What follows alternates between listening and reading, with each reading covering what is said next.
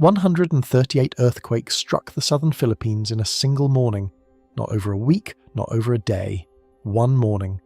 The largest of them, a magnitude 7.8, brought down a school, cracked open roads, killed dozens of people, and sent a wall of seawater onto the coast of Mindanao. And then it kept going, firing off aftershock after aftershock, 3 of them above magnitude 6, while a monitoring station meant to watch it all simply went dark. By the time you read this, the headlines have already moved on. The tsunami threat, they say, has passed. But the people who study this fault for a living are not watching the rubble.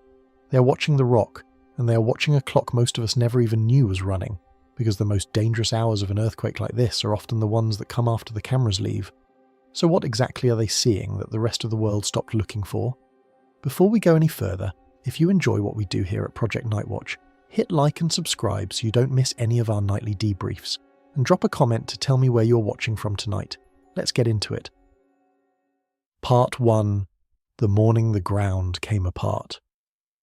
At 37 minutes past 7 in the morning, on Monday, June 8, 2026, the seafloor off the southern coast of Mindanao moved. Not gently, and not for long. In the space of less than a minute, a slab of the Earth's crust roughly the size of a small country slipped past another slab it had been locked against for decades, and the energy that released through into the surrounding rock was enough to make a major island shudder, to crack open roads, to bring down the walls of a school, and to send a wall of seawater climbing up onto the shore of one of the most densely populated coastlines in the Philippines. The number that arrived first was terrifying. Some of the earliest automated readings put the magnitude as high as 8.2. For a few minutes, across monitoring stations and tsunami centers and the phones of everyone watching, this looked like it might be one of the great earthquakes, the kind that rewrites coastlines and fills history books. And then, over the next hour and a half, as more seismic stations reported and the true size of the rupture came into focus, the number settled. Magnitude 7.8.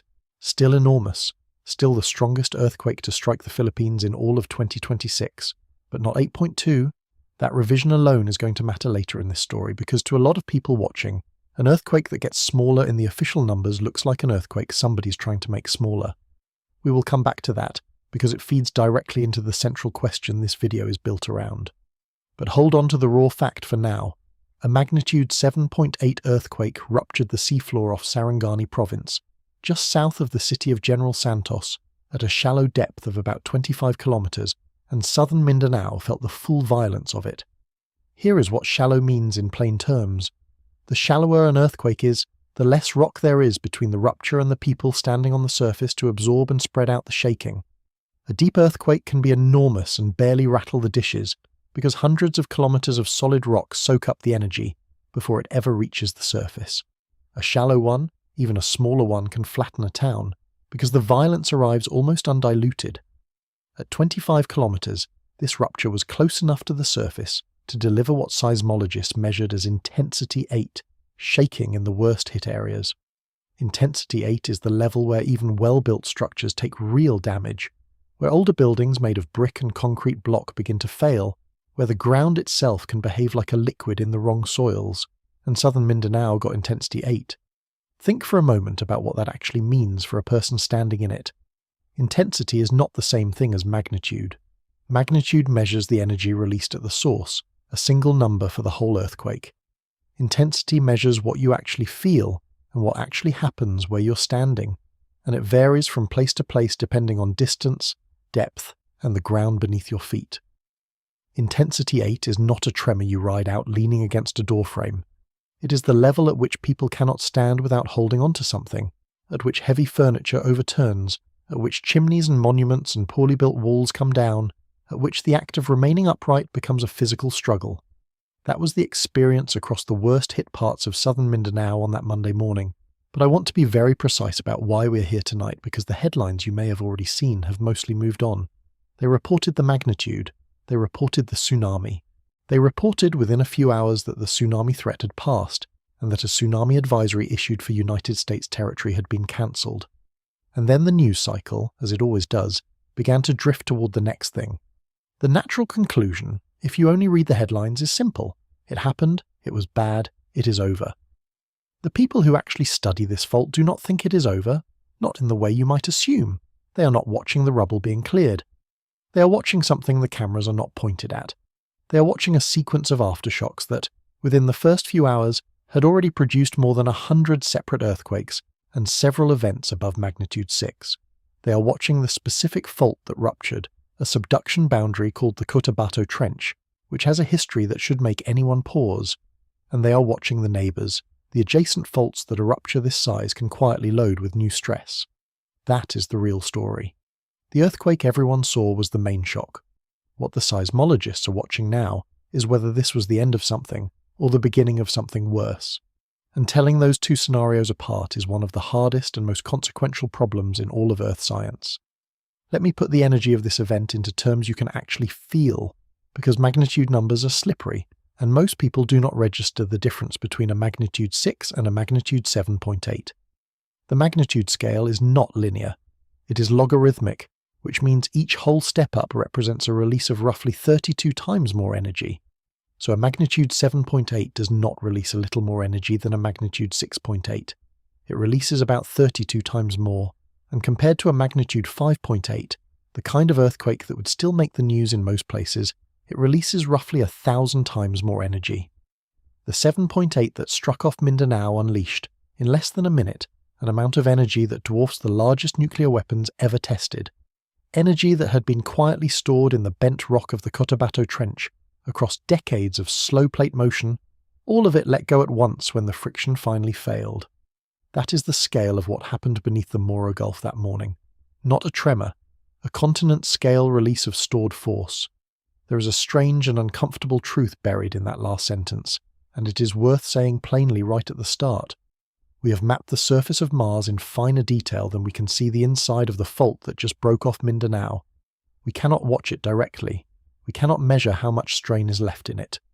We are, in a very real sense, reading the aftermath of an event we never got to observe in the act, trying to reconstruct what the rock is doing and what it might do next from the faint signals it sends up to our instruments. And that is exactly why the next few days carry a weight that the headlines did not capture.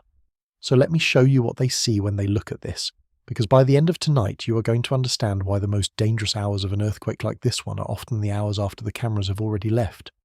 You're going to understand the fault that broke, the wave it sent, the American territory it reached, the swarm of aftershocks it spawned, the 50-year-old ghost that haunts this exact stretch of seafloor, and above all, the disciplined, honest way that scientists tell the difference between a danger that is fading and a danger that is building. And you're going to come out the other side knowing something most people watching the news that morning never learned, that the question of whether it is over is not answered by a press conference. It is answered by the rock, on the rock's own schedule, and the rock does not hurry. Part 2. What actually broke down there. To understand why anyone is still on alert, you first have to understand what kind of fault this was, because not all earthquakes are the same, and not all faults carry the same threat. The Cotabato Trench is not a household name the way the San Andreas is. Most people outside the Philippines have never heard of it. But it is one of the more dangerous tectonic features on the planet, and the reason comes down to geometry and speed. Off the southwestern coast of Mindanao, two enormous pieces of the Earth's outer shell are pressing into each other. On one side is the Sunda Plate, the great block of crust that underlies much of Southeast Asia, the foundation beneath places like Borneo and the Malay Peninsula and the southern Philippines. On the other is the Philippine Sea Plate, a smaller but restless slab moving in from the east. Where they meet, one is being forced down beneath the other, sinking back into the hot interior of the planet along a process we call subduction. The Cotabato Trench is the surface scar of that collision, the seam where the descending plate bends downward and disappears into the depths. Subduction zones are the engines that produce the largest earthquakes the Earth is capable of. Let me make that concrete, because it is the single most important fact about the kind of fault we are dealing with. Every earthquake above magnitude 9 in recorded history, every single one, has happened on a subduction zone. The Great Chilean Earthquake of 1960, the largest ever instrumentally recorded. The Alaskan Earthquake of 1964. The Indian Ocean Earthquake of 2004 that killed nearly 250,000 people. The Tohoku Earthquake off Japan in 2011. Every one of them, a subduction zone. These boundaries are where the planet stores and releases its most violent energy, and the Cotabato Trench is one of them. The reason subduction zones can do this comes down to a single word: locking. The two plates do not slide smoothly past one another. They stick, held by friction across an enormous contact surface, a surface that can be hundreds of kilometers long and tens of kilometers wide, while the slow, relentless motion of the plates keeps pushing. Picture two enormous sheets of rough rock pressed together with the weight of the planet behind them, trying to move past each other but jammed by their own friction. The rock bends and stores the strain like a drawn bow, year after year, decade after decade. The strain has to go somewhere, and it accumulates, invisibly, in the elastic deformation of the rock, until the friction finally gives way all at once. And when it gives way, the bent rock snaps back. The stored energy of decades is released in seconds, and that release is the earthquake. The longer and more completely a segment was locked, the more energy it has stored, and the bigger the earthquake when it finally lets go. Now here is the part that matters about this particular trench, the part that should make you sit up. The Philippine sea plate is closing on the Sunda plate here at roughly 7.3 centimeters every year. That may not sound like much. It is about the rate your fingernails grow. But on the scale of a planet, across a fault hundreds of kilometers long, that is a fast convergence rate, one of the faster ones anywhere on Earth. And speed is everything when it comes to how often a fault produces great earthquakes. Fast convergence means strain accumulates quickly, and strain that accumulates quickly is strain that has to be released sooner rather than later in earthquakes. A slow fault might go 1,000 years between great ruptures, quietly loading, almost forgotten. A fast one like the Cotabato Trench reloads its bow in a fraction of that time. It is, in the language of hazard, a busy fault, and a busy fault is a dangerous neighbour. The Philippine Institute of Volcanology and Seismology, the agency that watches these faults for a living, the people the entire country relies on to make sense of its violent ground, looked at three things in the hours after the rupture to pin down what had happened. First, they looked at the location of the earthquake sitting right along the line of the trench. Second, they looked at the focal mechanism, which is the way seismologists reconstruct the actual motion of the fault from the pattern of the seismic waves, like reading the recoil and the scatter to figure out how a gun was fired and in what direction. Third, they looked at the distribution of the aftershocks, the cloud of smaller earthquakes that lit up the area afterward, which traces out the shape and orientation of the broken zone the way iron filings trace out a magnetic field. All three pointed to the same conclusion. This was the Cotabato Trench, doing what subduction zones do. There is one more piece of geometry worth understanding, because it explains why this region is so violent and so complicated. The convergence here is not a clean head-on collision. It is oblique, meaning the plates are not driving straight into each other but sliding past at an angle as they converge. Part of that motion is taken up by the subduction along the Cotabato Trench, the part that produced this earthquake. But oblique convergence also tends to break up the overriding plate into a mess of smaller blocks and secondary faults, which is part of why the southern Philippines is such a tangled, fractured, seismically busy place. You're not looking at a single clean fault line. You're looking at a crumple zone, a region where the crust is being shoved, twisted and broken along many surfaces at once, with the Cotabato Trench as the largest and most dangerous of them. When one observer who studies this region described it, he called it a crunch zone, the place where all the plates squeeze up against each other, and that is as good a plain language description as any. It is the great crunch zone of the Western Pacific, and on June 8th, the biggest piece of it let go. And when you know it was a subduction zone rupture, you immediately know two more things, and they are the two things this entire video hangs on. You know it had the potential to generate a tsunami, because subduction earthquakes thrust the seafloor upward and shove the entire column of water above it, and that displaced water becomes a wave that races outward. And you know that you have to ask the hardest question in all of seismology, the one that hangs over every single large subduction earthquake the moment it happens.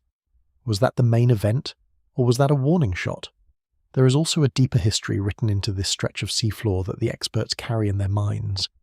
Within roughly 300 kilometers of where the June 8th rupture struck, the historical record holds something on the order of 35 earthquakes of magnitude 7 or greater.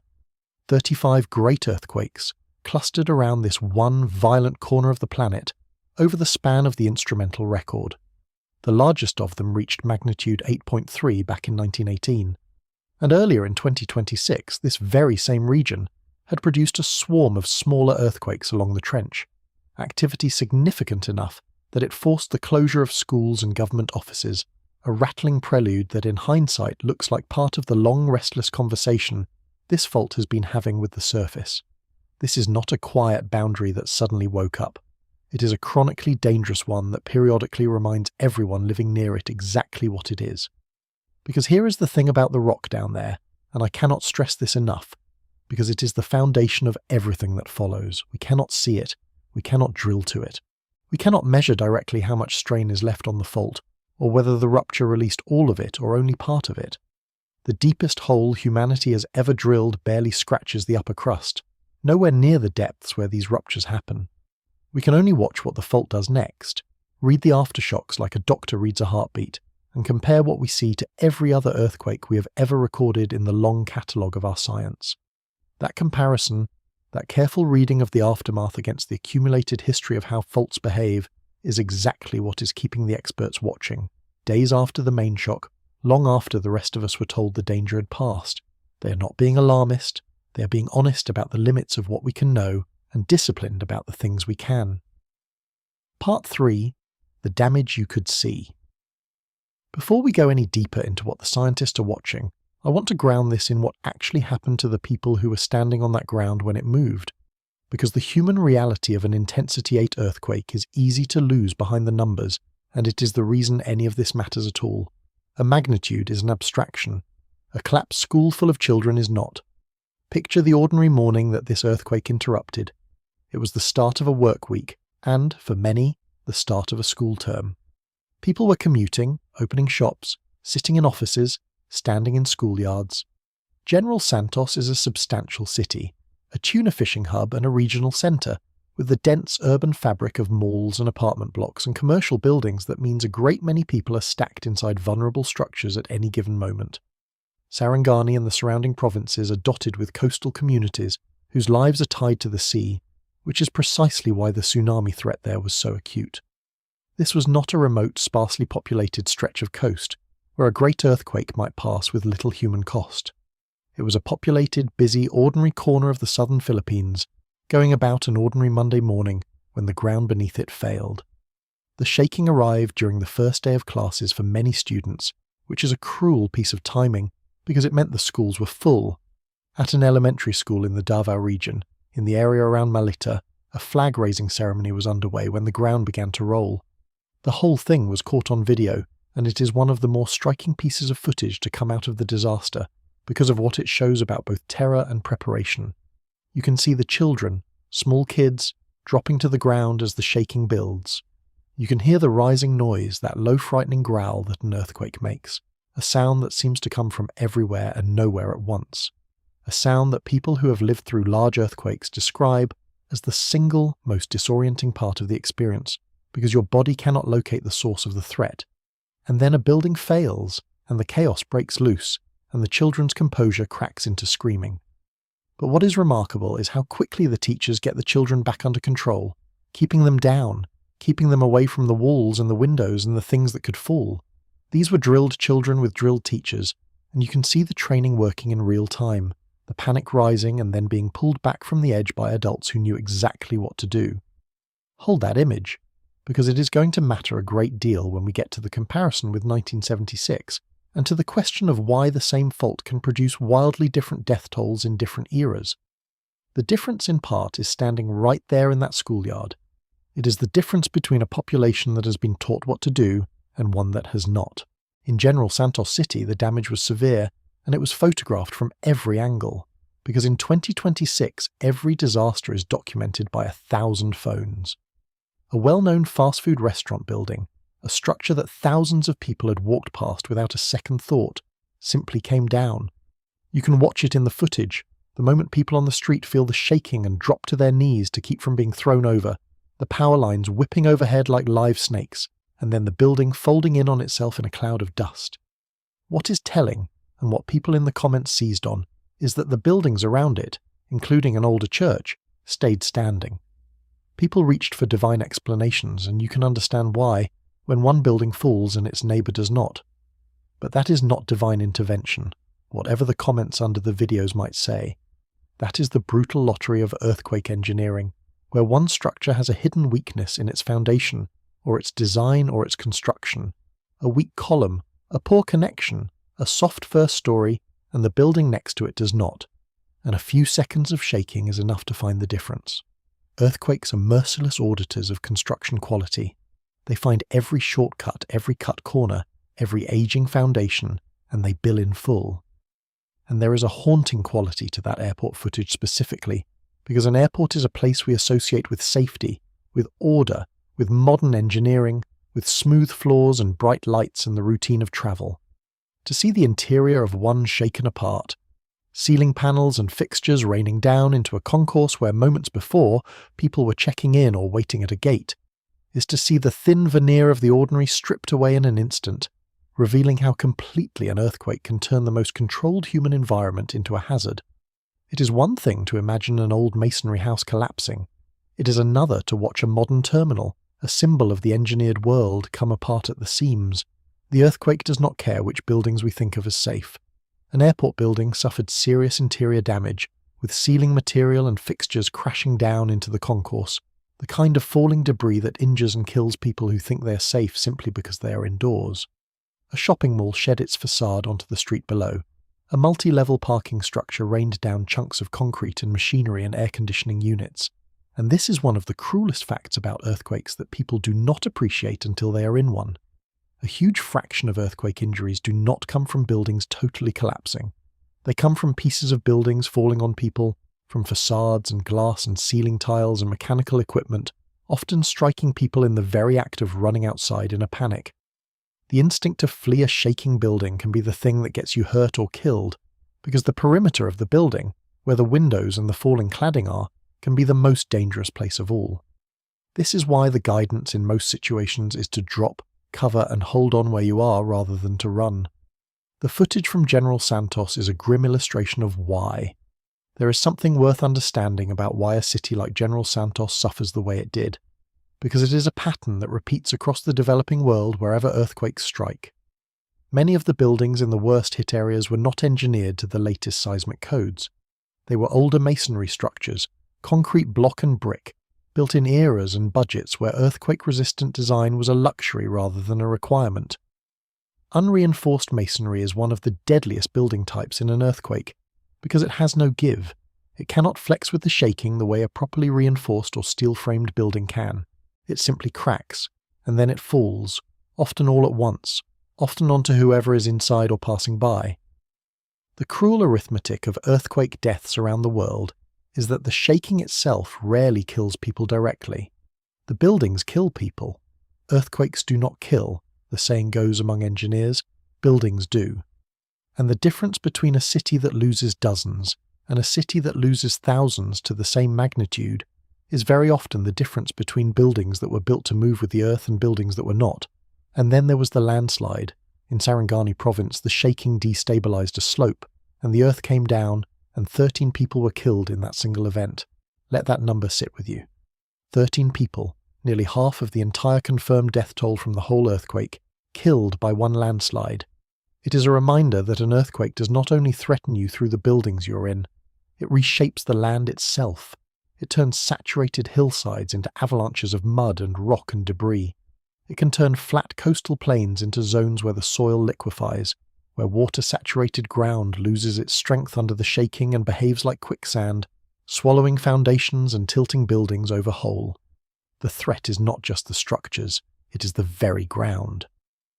By the time the reporting settled into something stable, the confirmed toll stood at somewhere between 32 and 35 people killed, with more than 100, and by some counts more than 200 injured, and those numbers were still climbing as rescuers reached areas that had been cut off by damaged roads and downed communications. The President of the Philippines, Ferdinand Marcos Jr., ordered the national government agencies to respond immediately, mobilizing the machinery of disaster response.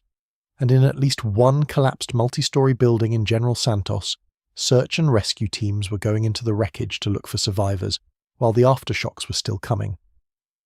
That is about as dangerous as rescue work gets, because every one of those aftershocks is a fresh roll of the dice for a structure that is already barely standing, a structure whose remaining columns and walls have already been weakened and could give way completely under the next jolt. Watch the footage and you can see the rescuers hesitate, pull back, react to sounds of cracking because they know what every aftershock could mean for them. And that brings us to the part of the story that the headlines mostly skipped, the part that turns this from a closed event into an open one, the aftershocks. Because there were a lot of them, and some of them were big, and they are the thread that runs straight to the question of whether the worst is truly behind southern Mindanao, or whether it is still, in the cold language of probability, somewhere ahead in the coming days. Part 4. The wave that reached higher than expected. There was a tsunami, not a warning that fizzled into nothing, not a precautionary alert that was issued and then quietly forgotten. An actual tsunami, observed and measured on tide gauges and caught on camera as it came ashore. This is the second face of a subduction earthquake, and it is in many ways the more feared one, because the shaking ends in a minute but the wave can keep coming for hours. When a subduction earthquake thrusts the seafloor upward, it lifts the entire weight of the ocean sitting on top of it, and that lifted water has nowhere to go but outward, racing away from the source in every direction as a series of long, fast, low waves. I want you to really picture the scale of this. The rupture does not splash the water. It heaves up a patch of seafloor that might be tens of kilometers across, and the whole column of ocean above that patch, billions of tons of water, is suddenly displaced. In the open ocean, these waves are almost invisible. Just a gentle swell, perhaps a foot high, moving at the speed of a jet airliner, 500, 600, 700 kilometers an hour. A ship in deep water might not even notice one pass beneath it. It is only when these waves reach shallow water near the coast that the physics turns monstrous. The leading edge slows as it drags on the rising seafloor, the water behind piles up into the back of it, and the wave that was a foot high in the open ocean rears up into the destructive surge we picture when we hear the word tsunami. The waves from the June 8th earthquake were confirmed at multiple locations, which is what separates this from a mere warning. The largest measured wave, around 1 meter, which is about 3.3 feet, was recorded at stations in Sultan Kudarat and Sarangani, the provinces closest to the rupture. That is significantly higher than some of the very first estimates, which had suggested only a few inches, and that upward revision is part of why the people who saw the water behaving strangely were right to run. At Davao the wave was around 1.5 feet. Across the water in Indonesia, at sites in Sulawesi and Maluku, the readings were smaller, under a foot. As far away as Palau, instruments picked up a wave of about 1/10 of a foot, a whisper of the energy that had crossed all that ocean. The Philippine Institute of Volcanology and Seismology reported that tsunami waves had reached 6 separate coastal areas. Now, a 1-meter tsunami is not the towering monster of disaster films, and I am not going to pretend it was. But I need you to understand something that the survivors in those coastal towns understood instantly, and that too many people watching from a safe distance do not. A 1-meter tsunami can kill you. It is not the height that does the damage, it is the mass and the momentum. A tsunami wave is not the curling, breaking wave a surfer rides, and then it is gone. It is the leading edge of an enormous volume of moving water, a surge that keeps coming and coming, with the entire ocean behind it pushing for minutes at a time. Even a wave that only reaches your knees can sweep your legs out from under you, drag you off your feet, pull you out to sea on the backwash, push you under, and slam you into debris. People drown in tsunamis that were waist high. The water is not just deep, it is moving with terrible force, and it does not let go. And tsunamis carry debris, which multiplies the danger. The footage from the General Santos area showed exactly this. Water surging into the coastal zone thick with floating wreckage. The remains of structures that had already been damaged by the shaking, churned up and dragged back out and then driven in again with the next wave. A person caught in that water is not just fighting the current. They are being battered by everything the current is carrying, the timbers and the panels and the vehicles and the contents of flooded buildings, any one of which can knock you unconscious. This is why even a modest tsunami is so lethal. It weaponizes everything it touches. Because that is the other thing about tsunamis that the videos captured, and it is the deadliest misconception of all. There was not one wave. There were several, arriving in succession over a period of time. You can see in the footage a wave come in, recede, and then another wave following behind it. And this is the single most lethal misconception about tsunamis, the one that kills people again and again across history. People believe that once the first wave has come and gone, the danger is over, and they go back down to the shore to look at the damage, or to find someone, or to recover belongings, or simply out of curiosity. And then the second wave arrives, and sometimes the second or the third or even a later wave is larger than the first, because the wave train interacts with the shape of the coastline and the harbour in complex ways.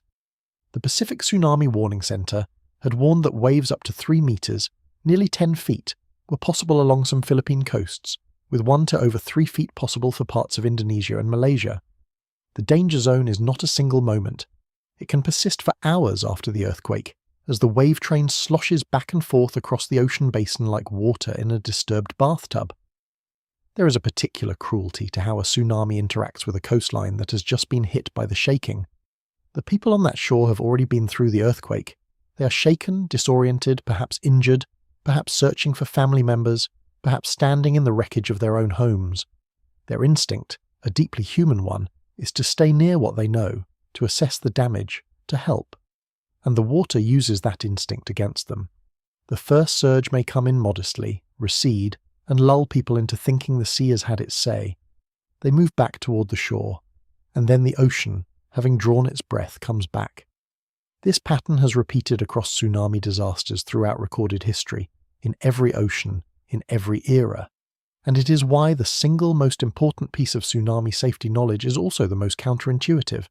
The danger is not one moment. It is a series of moments stretched across hours, and the safe response is not to look, but to leave, and to stay gone until the official all clear, not the apparent calm, tells you it is over. In the footage, you can see at least one person who understood this perfectly, running for higher ground the instant the water began to behave strangely, not waiting to see how big it would get, not stopping to film it, just going up and going inland. That is exactly the right response, and it is the response that decades of earthquake and tsunami education are designed to produce. If you are on a coast anywhere near a large earthquake, and the ground shakes hard, or the water suddenly pulls back to expose the seafloor in an unnatural retreat, you do not wait for an official warning. You go up, and you go inland, and you do it immediately because the first wave can arrive in minutes, faster than any warning system on Earth can reach you. The earthquake itself is the warning. The shaking is the alarm. By the time an official alert reaches your phone, the wave may already be at the shore. Your own 2 feet moving uphill are the most reliable tsunami defense you have. And then, a few hours after it all began, the authorities announced that based on the available data, the tsunami threat had passed. The waves had been recorded, the ocean was settling back toward its normal rhythm, and the immediate danger from the sea was over. Which is true, as far as it goes, and it was the correct call to make. But notice how that announcement, sensible and accurate as it was, contributed to the impression that the whole event was wrapping up. The tsunami threat passing is not the same as the earthquake hazard passing. They are 2 different threats with 2 different clocks. The sea had settled, yes, but the fault was still rumbling and the land was still dangerous. And to fully understand how this earthquake managed to convince so much of the world that it was over while the experts were still on high alert, we have to follow the wave outward, all the way to a piece of the United States, before we come back to the fault that started it all. Part 5. When a Philippine earthquake puts American soil on alert. Here is a detail that did not get nearly the attention it deserved, and it is the kind of thing that puts the raw scale of this earthquake into perspective for an audience that might otherwise think of the southern Philippines as very far away and the whole event as someone else's distant problem. This earthquake was large enough to put United States territory on a tsunami alert. When the rupture happened, the Pacific Tsunami Warning Center did not just issue warnings for the Philippines and Indonesia and the immediate region. Its job is to calculate, in the minutes after any large undersea earthquake, where the resulting waves might travel across the entire Pacific basin and to alert every coastline in their path. And in those calculations, 2 American jurisdictions came up. The center issued a tsunami advisory for Guam and for the Commonwealth of the Northern Mariana Islands. Both of those are United States territories, American soil in the Western Pacific, home to American citizens and American military bases, with American emergency management agencies that had to spring into action. Guam Homeland Security and the Office of Civil Defense relayed the advisory to the island's residents, putting an entire American community on notice that a wave generated off the coast of Mindanao might be heading their way. The projected threat for Guam was sea level fluctuations generally no more than about a foot above and below the normal tide, along with strong and unusual ocean currents in harbours and bays and nearshore waters. The earliest estimated time for those hazardous currents to begin was 1:45 in the afternoon, Guam time, which gave the calculation a precision that underscores just how well understood tsunami travel times have become. The warning centre could tell the people of Guam not just that a wave might come, but roughly when. Now, I want to be very careful and very honest here, because the difference between accuracy and exaggeration is exactly the kind of thing this channel exists to get right, and it would be easy and dishonest to turn this into something it was not. What was issued for Guam was an advisory. In the language of tsunami alerts, an advisory is the lowest tier of concern. It is not a warning, which is the highest level and means a dangerous, potentially destructive tsunami with significant inundation is expected. An advisory means strong currents and minor sea level changes that are hazardous to people who are in or right at the water, in harbours and on beaches, but not a threat that requires fleeing to high ground or evacuating the population. The Guam officials were explicit about this distinction. They told people to stay out of the water and away from the beaches, to keep their boats secured, to stay alert for further information, but they said clearly that it did not call for a full-scale evacuation. It was a real hazard, properly communicated at the level the data supported. No more, no less. And here is the most important part of the honest version of this story, the part that connects it straight back to our central thread. That advisory for Guam and the Northern Marianas was cancelled. It was lifted roughly 2 hours after the earthquake, late in the morning Guam time, around the noon hour, once the incoming data and the actual tide gauge readings showed the threat to those islands had not materialised into anything dangerous. After the cancellation, the only thing that lingered was a beach hazard statement and a high risk of rip currents for Guam, Rota, Tinian and Saipan, in effect for a few more hours, the residual churning of an ocean that had been disturbed thousands of kilometres away. There was no tsunami threat to Hawaii.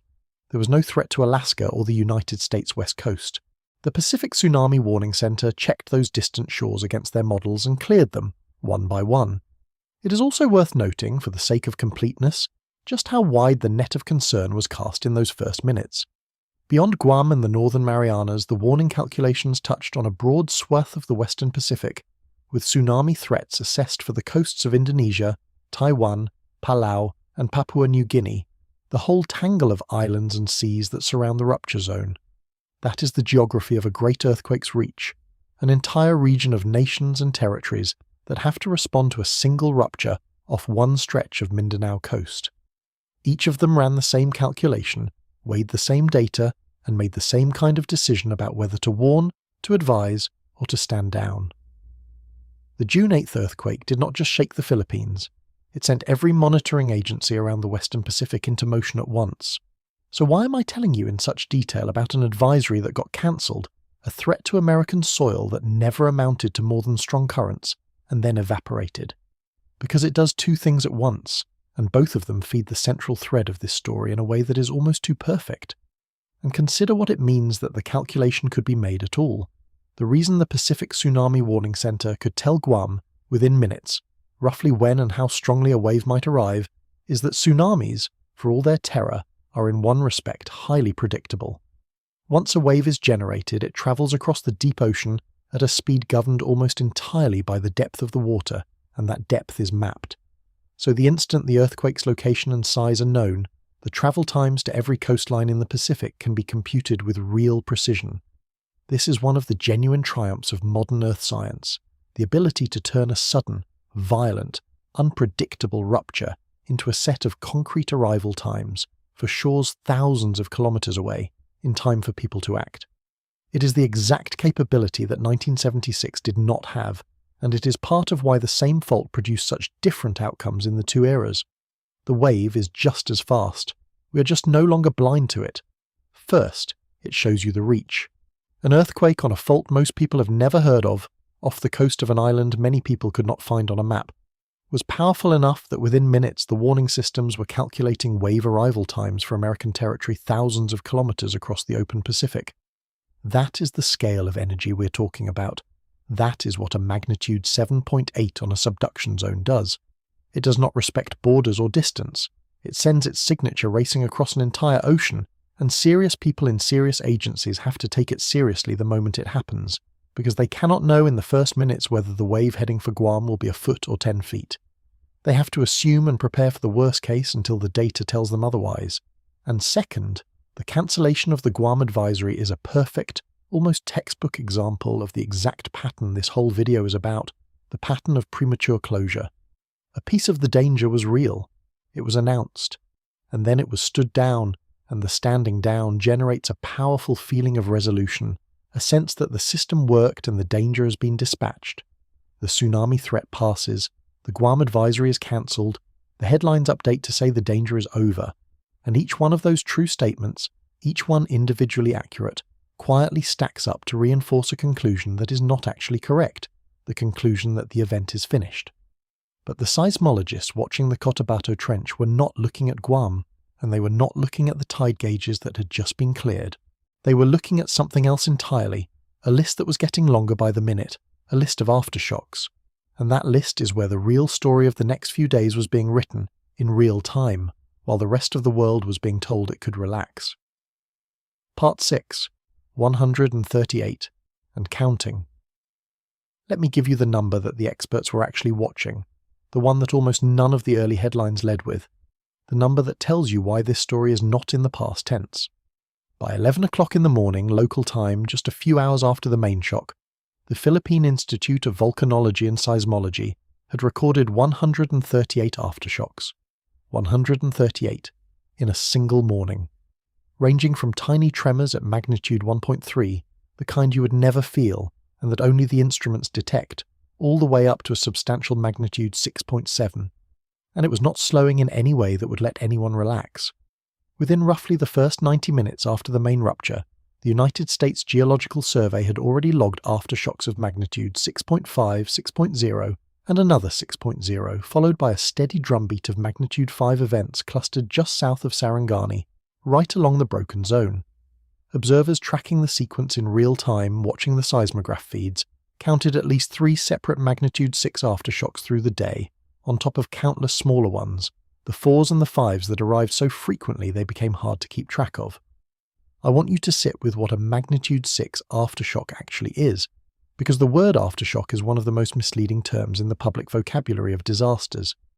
The word makes these sound like minor rattles, like the building creaking and settling after the real event has passed, like the diminishing echo of something that is already over. They are nothing of the kind. A magnitude 6 earthquake, all on its own, with no main shock before it, is a serious and potentially deadly earthquake. There are countries that have lost thousands of people to a single magnitude 6. The difference between a magnitude 6 and the magnitude 7.8 main shock is, in terms of energy, very large, because the magnitude scale is logarithmic and each whole step represents roughly 32 times more energy. But a magnitude 6 is still an enormous release, more than enough to collapse a vulnerable building, more than enough to kill. To have 3 or more of them strike the same already devastated region within hours of the main rupture is not a footnote to the disaster. It is a second, third, and fourth assault on a landscape that is already broken. And think about what those aftershocks are landing on. They are landing on buildings that are already cracked, already weakened, already half collapsed from the main shock. They are landing on slopes already destabilized, already primed to slide. A structure that survived the 7.8 with hidden damage, with a fractured column or a compromised joint, might stand for an hour and then come down in a magnitude 6 aftershock that, on an undamaged building, would have done nothing. This is the cumulative grinding cruelty of an aftershock sequence. The main shock does the initial damage, and then the aftershocks finish the job, finding and exploiting every weakness the first event created. This is precisely why those search and rescue teams going into the collapsed buildings in General Santos were in such acute danger. They were not working in the aftermath of an earthquake. They were working inside the ongoing blast radius of a sequence that kept firing, hour after hour, with no way to know when the next big one would come or how big it would be. And there is a detail in that aftershock sequence that is almost cinematic in how much it tells you about the sheer violence of what was happening down there. At some point after one of the large aftershocks, around the magnitude 6.5 mark, a Philippine seismic monitoring station went offline. The very instrument whose job was to watch the earthquake stopped reporting, knocked out in the middle of the sequence it was meant to record. Think about that for a moment. The shaking was severe enough, or the disruption to power and communications widespread enough, That part of the monitoring network meant to keep watch over this fault simply went dark, right at the moment it was needed most. An observer watching the feeds noted the station drop out and had to go looking for an alternative. It is a small thing in the scope of a disaster that killed dozens of people, but it is a vivid illustration of a larger and somewhat humbling truth. The forces in play here are large enough to blind the very systems we build to understand them. We are watching a process that can knock out our ability to watch it. It is worth understanding why a single great earthquake produces so many aftershocks in the first place, because it reframes how you think about the whole sequence. When the main shock ruptured, it did not just relieve stress. In the process of slipping, it violently rearranged the stress in all the rock surrounding the rupture. Think of the fault zone after a great earthquake as a region of crust that has been suddenly and dramatically reshaped, full of newly concentrated stresses at the edges of the slip, full of smaller faults and fractures that have been pushed past their own breaking points by the main event. Every one of those smaller failures is an aftershock. The main shock essentially shattered the equilibrium of an enormous volume of rock, and the aftershocks are that rock finding a new, messier equilibrium, fracture by fracture, over days and weeks. The more violent the main shock, the larger the disturbed volume, and the longer and more energetic the aftershock sequence needed to settle it. A magnitude 7.8 disturbs a truly enormous volume of crust. 138 aftershocks in a morning is not a surprise. It is the sound of an immense region of broken rock groaning its way toward a new arrangement. So this is the picture the seismologists were holding, while the rest of the world was reading that the tsunami threat had passed and the Guam advisory had been cancelled. Not a finished event, neatly concluded and ready to be filed away. An active, energetic, ongoing sequence. A fault that had ruptured in a magnitude 7.8 and was now firing off magnitude 6 aftershocks and hundreds of smaller ones, with the official scientific guidance from PHYVOLCS being explicit and sobering. Aftershocks were expected near the epicenter, and they could persist not for hours, but for days, and potentially for weeks. The danger was not in the past tense, it was in the present and the future tense. And that picture raises the question that every seismologist in the world has to confront when they see a sequence like this, the question that has no easy answer and enormous life and death consequences. When you're looking at a magnitude 7.8 followed by a swarm of magnitude 6s, how do you tell the difference between an aftershock sequence that is winding down, releasing the last of its energy and fading toward quiet, and one that is winding up, building toward something even bigger? Because in the first hours and days, those two completely different futures can look almost identical, and getting the read right is one of the most consequential judgments anyone in earth science is ever asked to make. Part 7. The question that haunts every great earthquake. This is the heart of it. This is the question the experts are actually wrestling with, the reason they are still watching when the cameras have gone home and the headlines have moved on.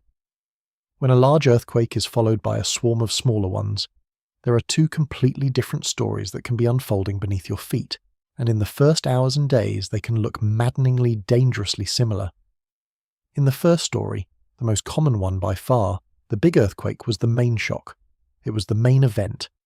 It released the strain that had built up on that segment of the fault over the preceding decades, and the aftershocks are simply the crust around the rupture settling into its new arrangement, redistributing the leftover stress in smaller increments, finding a new equilibrium after the violent reorganization.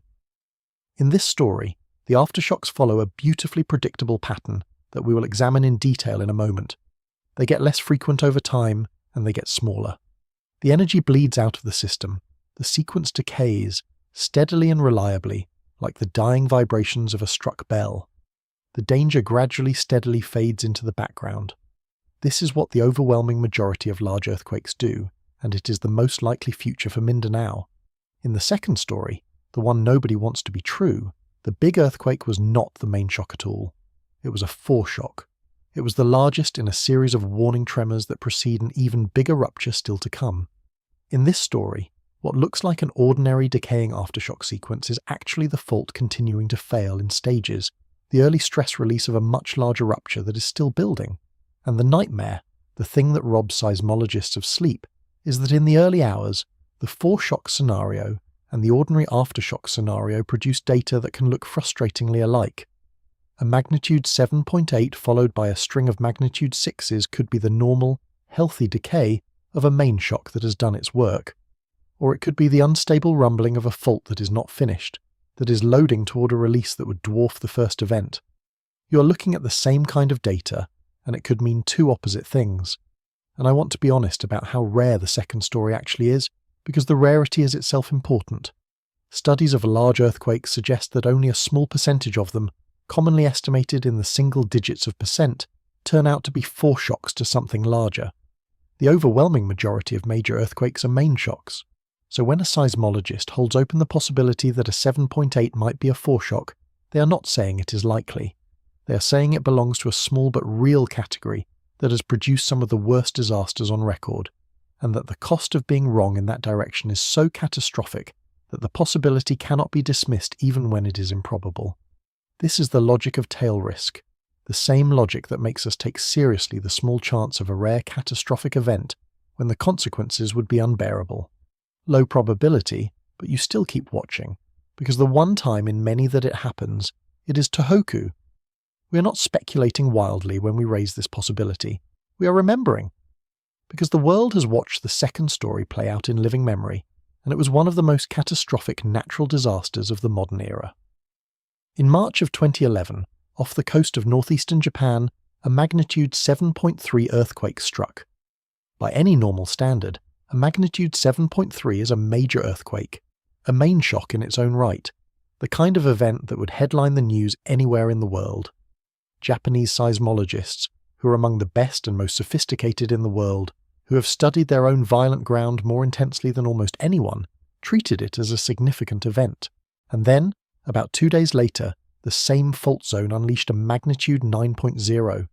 The Tohoku earthquake, the fourth largest earthquake ever recorded by instruments, the one that generated the tsunami that overwhelmed coastal defences and the Fukushima nuclear plant and killed close to 20,000 people. That magnitude 7.32 days earlier had not been the main shock.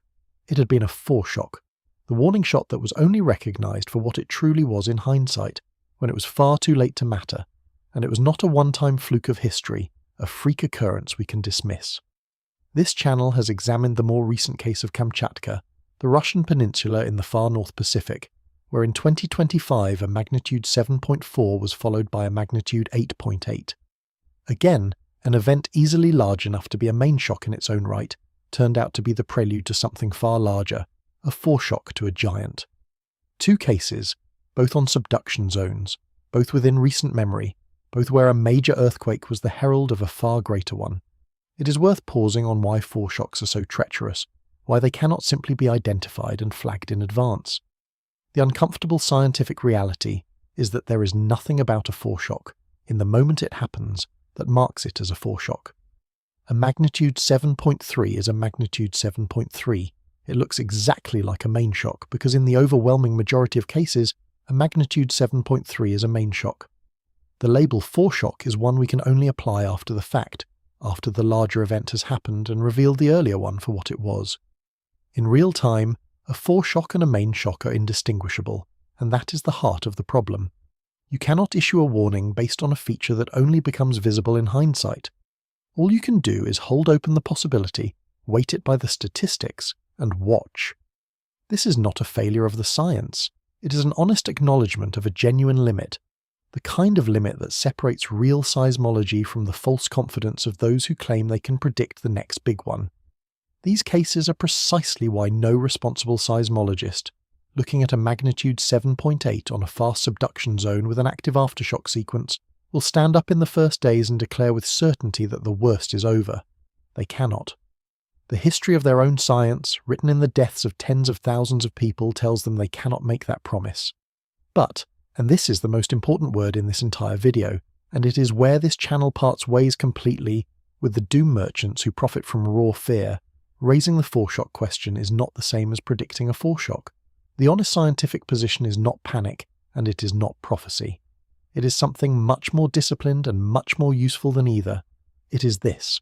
The foreshock scenario is real, it has happened before, and it cannot be definitively ruled out in the first days after a great earthquake. That much honesty is required, but it is also, by a wide margin, the least likely of the possibilities, the rare exception rather than the rule. And for Mindanao specifically, the actual data was not showing the signature you would expect from an accelerating foreshock sequence. The aftershocks, energetic as they were behaving like a decaying aftershock sequence, not an escalating one. The most likely outcome, the one the evidence genuinely pointed toward, was the ordinary story. The big one had already happened. So how do scientists actually tell the difference, beyond gut feeling and historical dread, beyond the haunting memory of Tohoku? How do they look at a list of aftershocks and read, in its numbers, whether a sequence is dying down or building up? They use two laws, two patterns in the behavior of aftershocks that have held up across thousands upon thousands of earthquakes over more than a century of observation. And those two laws are the actual tools the experts are using right now, in real time, to read the Cotabato sequence. Understanding them is understanding exactly what the people watching this fault are watching for. Part 8. The two laws that read the aftershocks. If you want to understand what the seismologists watching the Cotabato Trench are actually doing, in the days after the rupture, you have to meet the two rules they are measuring this sequence against. They are not flashy. They do not make for dramatic headlines. They are statistical patterns, observed and refined across more than a century of earthquake records, and they are remarkably reliable in the aggregate, even though, and this caveat matters enormously, they cannot tell you exactly what any single fault will do next. They tell you the odds, not the certainty. But in a science where we cannot see the rock directly, the odds are an enormous amount of power. The first is called Barth's Law, and it deals with the size of the largest aftershock. What seismologists have found, by looking at countless main shock and aftershock sequences from all over the world, is that the biggest aftershock tends to be about 1.1 to 1.2 magnitude units smaller than the main shock that produced it.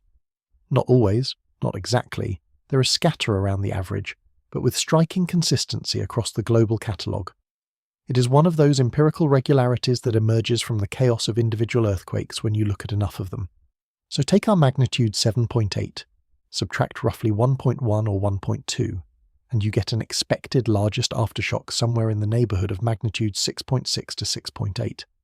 Now look back at what actually happened in Mindanao. The largest aftershocks recorded in the sequence were around magnitude 6.5 to 6.7. Sit with that for a second, because it is genuinely reassuring once you understand it. The observed largest aftershock was sitting almost exactly where Barth's Law says the largest aftershock of a 7.8 should be. It landed right at the predicted ceiling, right where a normal, well-behaved aftershock sequence following a true main shock would put it. And that is, in a strange and counterintuitive way, a comfort rather than an alarm. Because here is the logic. If the largest aftershock is landing right where the statistics predict it should for a normal main shock, that is consistent with the ordinary story, the story where the 7.8 was the genuine main event, and the sequence is now decaying. If instead the aftershocks had been creeping upward over time, getting bigger rather than smaller, approaching or matching or exceeding the size of the original event, that would be the alarming signature. That upward creep is the fingerprint of a fault that might be building rather than releasing. The data pattern that would have a seismologist reaching for the phone. The Mindanao sequence was not doing that. Its largest aftershock was behaving itself, statistically speaking, sitting right at the expected ceiling and not pushing past it. That single fact, that the biggest aftershock landed where Barth's Law said it would, is a big part of why the overall assessment leaned toward this being a normal, if violent and deadly aftershock sequence rather than the prelude to something larger. The second law is called Omori's Law, and it deals with timing rather than size. Where Barth's Law tells you how big the largest aftershock should be, Omori's Law tells you how the aftershocks are distributed in time. What Omori's Law describes is the rate at which aftershocks occur, and the pattern, again observed across enormous numbers of sequences, is that the rate decays in a very particular mathematical way. Aftershocks are most frequent immediately after the main shock, and then their frequency drops off rapidly, roughly in proportion to 1 divided by the time elapsed since the main shock. In plain language, strip away the mathematics, and it means this. The first day has the most aftershocks, the second day has noticeably fewer, a week out fewer still, a month out the rate has dropped dramatically toward the background level. The decay is steep at the start and then long-tailed, which is why a big earthquake can still produce the occasional aftershock months or even years later. but the dangerous, dense, large aftershocks are heavily concentrated in those first hours and days. And this is exactly why, if you were paying attention to the coverage, you kept hearing about a window of the next 24 to 72 hours. That number is not arbitrary. It is not a figure someone invented to sound precise. It comes straight out of Omori's law. The first 1 to 3 days after a magnitude 7.8 are when the aftershock rate is highest, which means they are also when the probability of a large damaging aftershock is highest, because more aftershocks overall means more chances for a big one among them. It is the period when an already damaged region is most likely to be hit again hard, when the rescue workers are in the most danger, when the people whose homes are cracked absolutely should not go back inside to retrieve belongings, when the entire elevated hazard is concentrated. After that window, if the sequence keeps behaving normally and following Omori's law, the rate and the risk both drop off together. The danger does not vanish entirely, the longtail sees to that, but it recedes from acute to manageable. What is remarkable about both of these laws is that they were discovered not through some deep theory of how rock breaks, but through sheer patient observation, by people poring over earthquake catalogues and noticing the patterns that emerged from the chaos. Omori's law dates back to the 1890s, more than a century ago, derived from the aftershock sequences of large Japanese earthquakes. Barth's law came later, from the systematic study of main shock and aftershock pairs around the world. Neither one tells you why the rock behaves this way at a fundamental level, and that is part of their power and their humility. They are empirical truths, patterns that have held up across thousands of sequences on every kind of fault in every part of the world, reliable enough to base real decisions on, even though the deepest physics of why aftershocks decay just so, or why the largest one sits just so far below the main shock, is still an area of active research. The experts watching Mindanao are leaning on more than a century of accumulated observation, the distilled experience of every aftershock sequence ever carefully recorded, applied in real time to a fault off the coast of an island in the days after it broke. So put the two laws together and you can see exactly, precisely, what the experts are doing as they watch the Cotabato Trench. They are watching the size of each new large aftershock and checking it against Barth's law, asking the same question every time. Is it staying below the expected ceiling around 6.8, the way a decaying sequence should? Or is it creeping up toward the magnitude of the main shock in a way that would signal an escalating sequence and ring every alarm bell they have? And simultaneously they are watching the timing and frequency, checking the running count against Omori's law, asking, is the rate decaying along the expected curve, the way a normal sequence should as it bleeds off energy? Or is it holding steady, or worse, accelerating, in a way that would be a profound red flag? For Mindanao, in the crucial first day, the answers to both questions were the reassuring ones. The largest aftershock was where it should be. The sequence had the shape of a decay, but, and here is exactly why they keep watching rather than declaring victory and going home, those laws are statistical, not deterministic. They describe what is most likely across many earthquakes, the behavior of the crowd, not the guaranteed fate of any single individual fault. They cannot promise what one specific rupture off Mindanao will do tomorrow morning. They shift the odds heavily toward the ordinary outcome, and that is genuinely valuable, but they do not close the door entirely.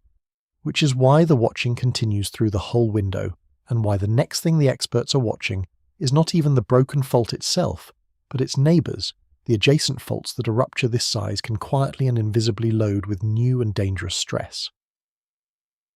Part 9. The Neighbours. When a fault the size of the Cotabato Trench ruptures in a magnitude 7.8, it does not just affect itself. It reaches out through the solid rock and touches everything around it.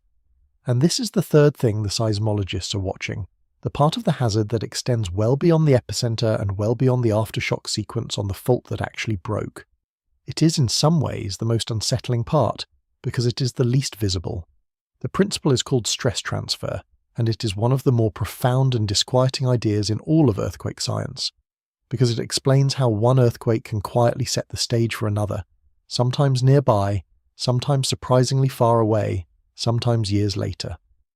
Here is how it works, and it is worth taking slowly. The crust is not a collection of isolated faults sitting independently in the rock, each minding its own business. It is a single, interconnected, stressed system, like a sheet of cracked glass held tightly in a frame, with forces running through the whole of it. When one crack in that glass slips, the stress it had been holding does not simply vanish into nothing. Energy and stress are conserved. They get redistributed to the surrounding material. Some neighbouring areas have their stress relieved by the slip, pulled back from the edge of failure, made safer. But others have stress added to them, pushed closer to their own breaking point. A large rupture can take a neighbouring fault segment that was decades away from failing on its own and load it with enough additional stress to bring its rupture forward in time, sometimes by a little, occasionally by a great deal. Scientists do not just hand-wave about this, they model it quantitatively with real rigour. The technique is called Coulomb stress transfer modelling, and it lets them map out, in the days after a large earthquake, which surrounding faults have been pushed toward failure, and which have been relaxed, by calculating in detail how the rupture changed the stress field in the rock around it. They can produce maps with lobes of increased stress and lobes of decreased stress radiating out from the rupture. It is legitimate, established, quantitative science, and it is exactly the kind of analysis that gets run in the hours and days after a major earthquake to figure out where the elevated risk has now migrated to. It is part of what those experts are doing while the rest of us think it is over. So which neighbours are they watching around Mindanao, in this particular tangled and violent corner of the planet? There are three that matter most. To the east lies the Philippine Trench, another major subduction zone, one fully capable of producing great earthquakes in its own right, and one that has been showing swarms of seismic activity in recent times. To the northwest lies the Manila Trench, yet another subduction system, periodically restless and capable of large damaging earthquakes that would threaten heavily populated parts of the Philippines, including regions far more populous than southern Mindanao. And to the south lies the broader Molucca Sea region, which is one of the most tectonically complex and bizarre places on the entire planet. A zone where pieces of crust are colliding from multiple directions at once, where the geology is so tangled that it almost defies simple description. A magnitude 7.8 on the Cotabato Trench redistributes stress across this whole knotted neighbourhood, and the honest, sober question the modellers are asking is whether any of those neighbours got pushed meaningfully closer to its own rupture. Now I have to be careful and precise once again, because stress transfer is also a concept that gets wildly, irresponsibly abused by people who want to claim that every earthquake is about to trigger a global chain reaction, a domino fall of catastrophes around the world. So let me draw the line clearly. The honest version of stress transfer is bounded and modest. It says that a rupture raises the near-term probability on specific geographically adjacent faults by some amount, often a small amount.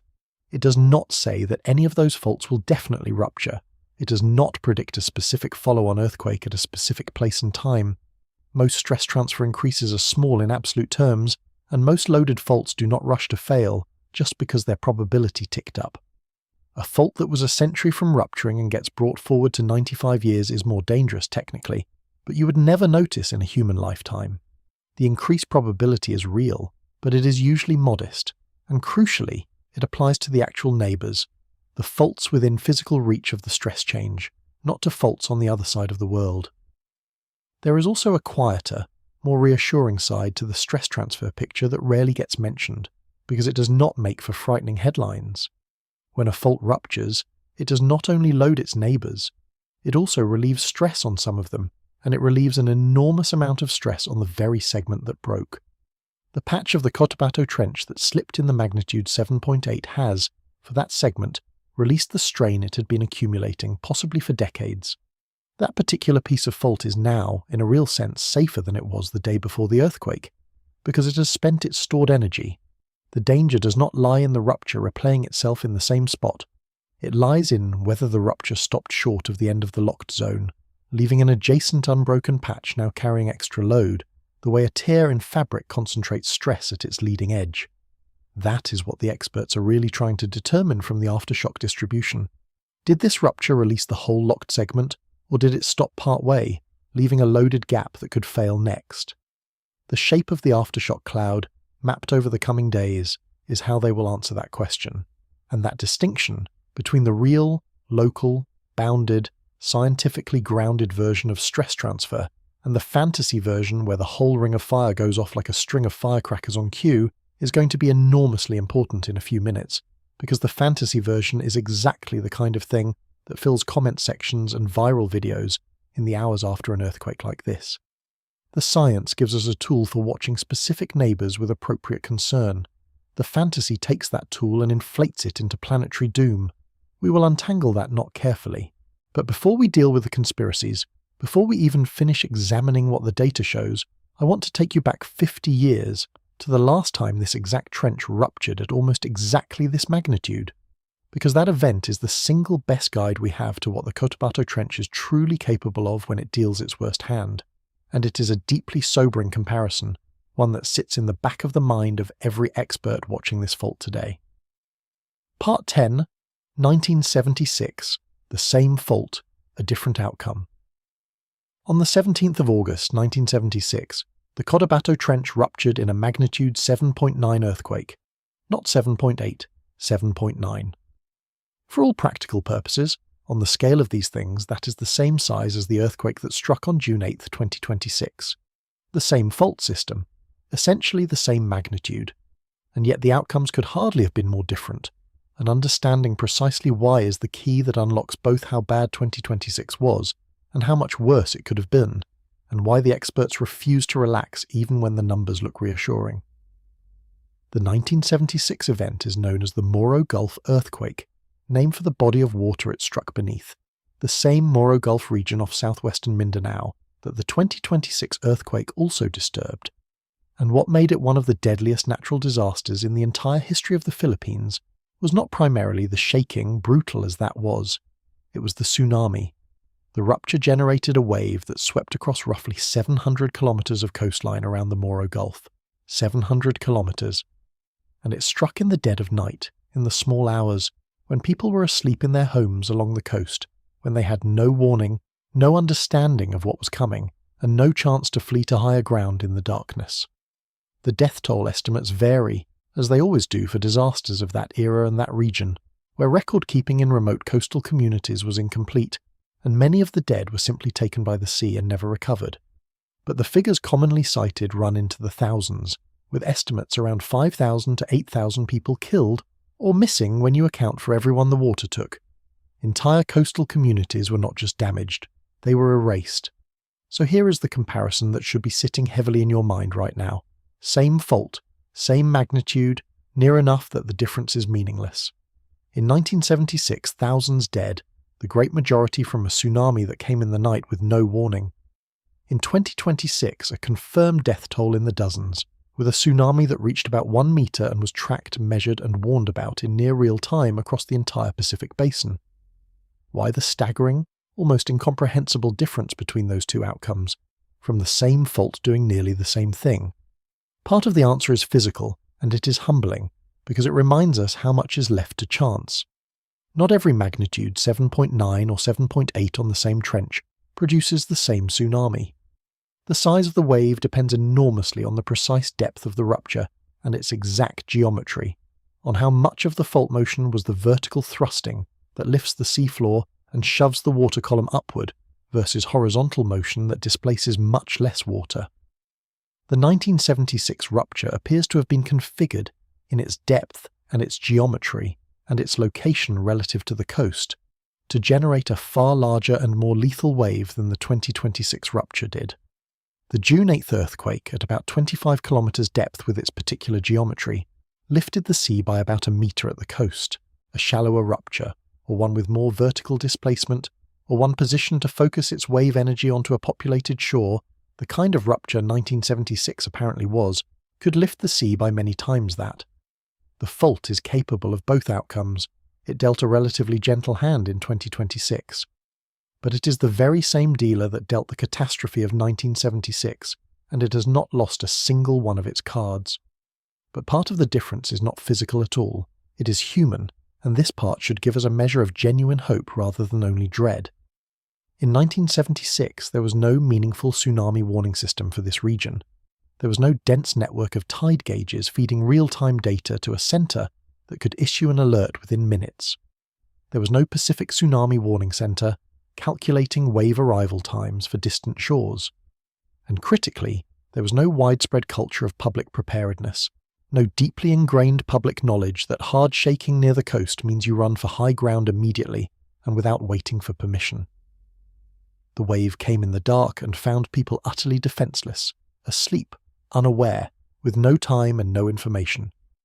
In 2026, by contrast, the Pacific Tsunami Warning Center was calculating wave arrival times within minutes of the rupture, issuing advisories as far away as Guam, putting numbers and timetables on a threat that in 1976 had arrived as a total surprise, and the public, by and large, knew what to do. Remember those schoolchildren in the Davao region, dropping and holding under the calm guidance of trained teachers. Remember the person in the footage running for higher ground the instant the water looked wrong, not waiting for an official word, not stopping to film, just going. That is 50 years of disaster education made visible. That is what half a century of warning technology and public preparedness and earthquake drills and tsunami education actually looks like when the ground moves. And it is, in significant part, why the same fault, at essentially the same magnitude, produced thousands of deaths in one era and dozens in another. The fault did not become kinder. We became more prepared. It is worth dwelling for a moment on what that 50-year transformation actually required, because it did not happen by accident, and it is not guaranteed to hold.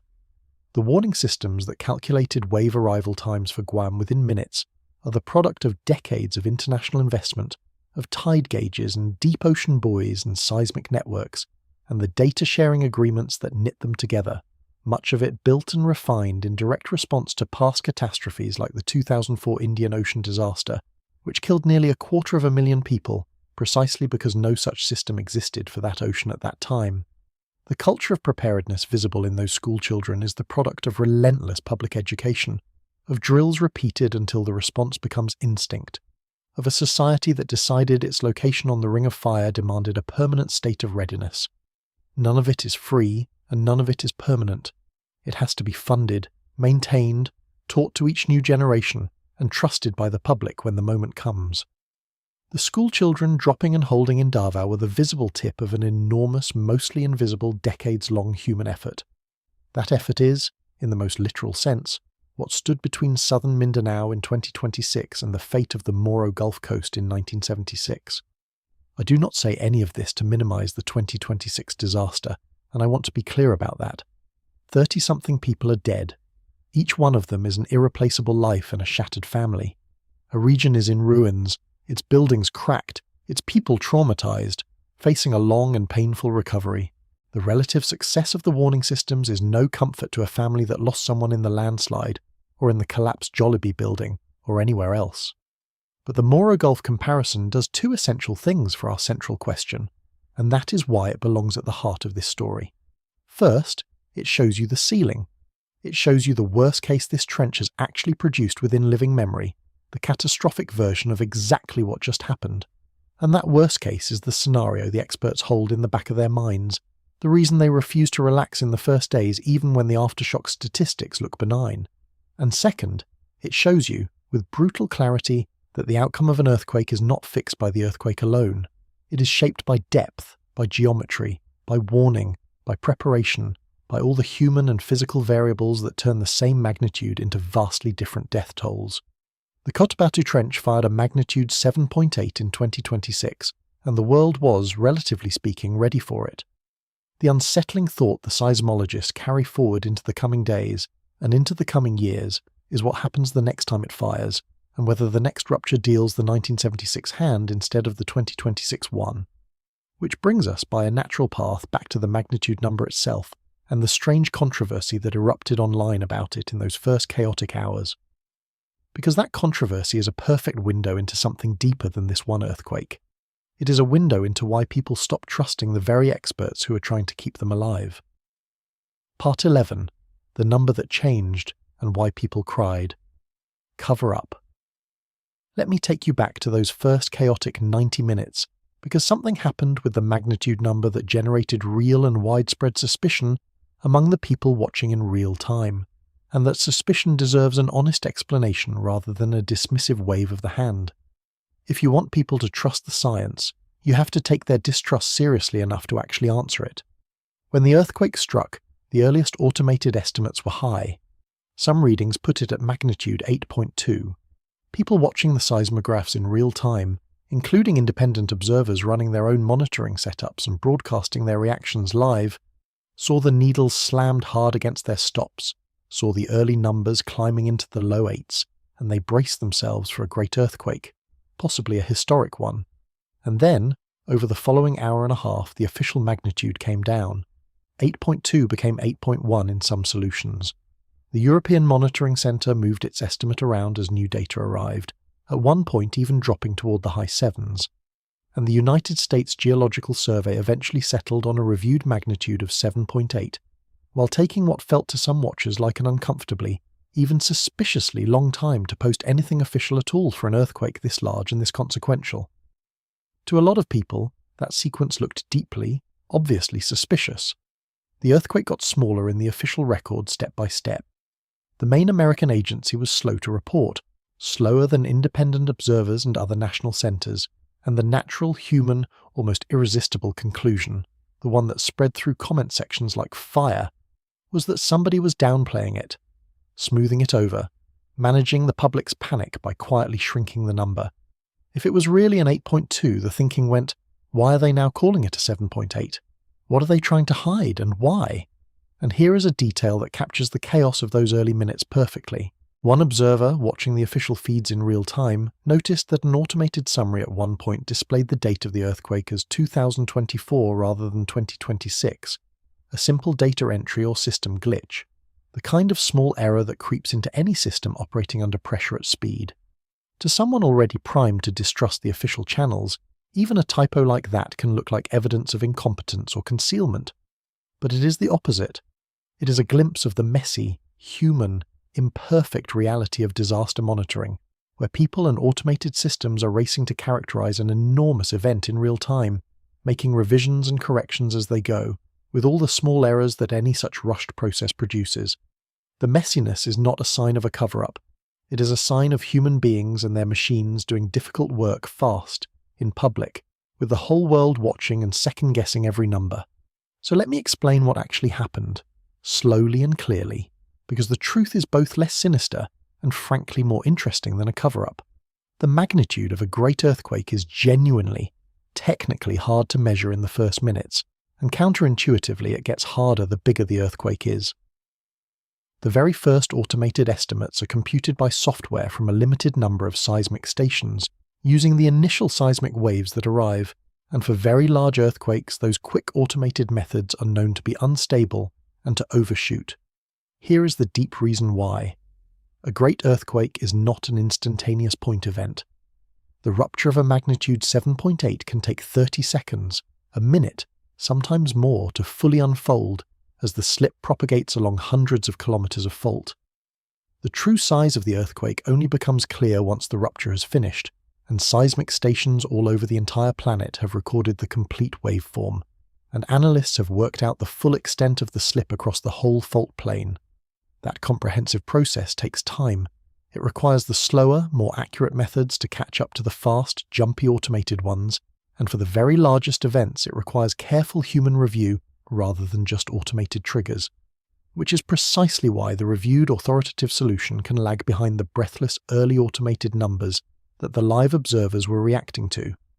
And the direction of the revision, whether the magnitude gets adjusted up or down, depends entirely on the data, not on any agenda. Sometimes the early automated estimate is too low, and the magnitude gets revised upward as the full picture emerges. Sometimes, as happened here, the early automated estimate overshot, and the reviewed number comes down to its true value. There is no pattern of always shrinking earthquakes, because there is no agenda to shrink them, and step back and consider the bigger picture. There is no incentive and, more importantly, no mechanism to hide the size of an earthquake that was physically felt by millions of people across an entire major island, that collapsed buildings on camera, that generated a tsunami recorded on tide gauges from the Philippines all the way to Palau. You cannot hide that. The shaking is the great earthquake's own announcement, broadcast directly into the bodies of everyone who felt it. The idea that an agency would, or even could, secretly shrink an earthquake that an entire region physically experienced in their bones does not survive even a moment's serious thought about how any of this actually works. There is no secret to keep. The Earth already told everyone. But here is why I am dwelling on this at such length, beyond just setting the factual record straight. The instinct to see a cover-up in the magnitude revision is the very same instinct that, in just a few minutes, is going to look at a string of recent earthquakes around the Pacific and see a hidden global pattern, or look at a solar storm happening on the same day and see a secret suppressed cause.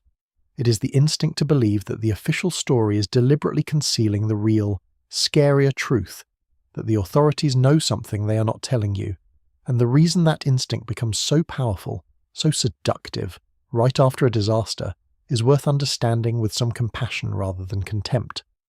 The real situation, the genuine ongoing hazard, the aftershock window, the loaded neighbouring faults, the ghost of 1976 is frightening enough on its own.